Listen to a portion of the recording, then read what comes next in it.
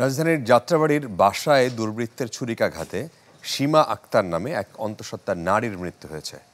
মারা গেছেন তার গর্ভে থাকা সন্তানটি। এমন করুণ মৃত্যুর কারণ খুঁজে পাচ্ছে না পরিবার। ঘাতককে দ্রুত বিচারের আওতায় আনার দাবি স্বজনদের।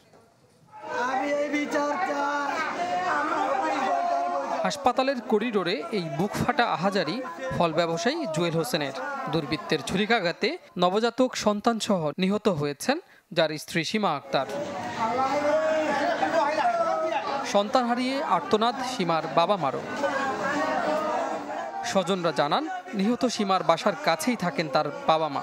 এ কারণে তাদের বাসায় নিয়মিতই যাওয়া আসা করতেন তিনি। মঙ্গলবার রাতেও অন্তঃসত্ত্বা সীমা সেখানে গেলে অজ্ঞাত এক যুবক বাসায় ঢুকে আচমকা তাকে ছুরি দিয়ে কোপাতে থাকে।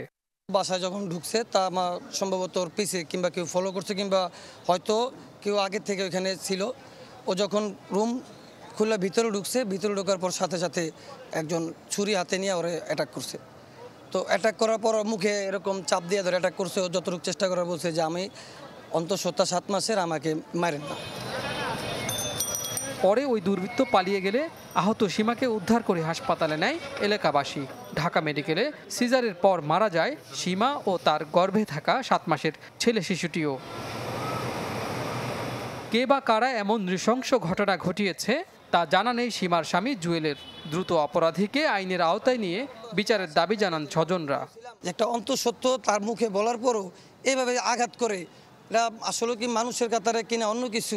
আমি চাই এটা সুষ্ঠু তদন্তের মাধ্যমে এই নজিরবিহীন ঘটনা যাতে সুষ্ঠু বিচার হয় এবং ফাঁসি হয়। এই ঘটনায় পুলিশের সুরত হাল শেষ হলেও ময়নাতদন্ত বা মামলা হয়নি এখনও। কাজী ফয়সাল, চ্যানেল 24, ঢাকা।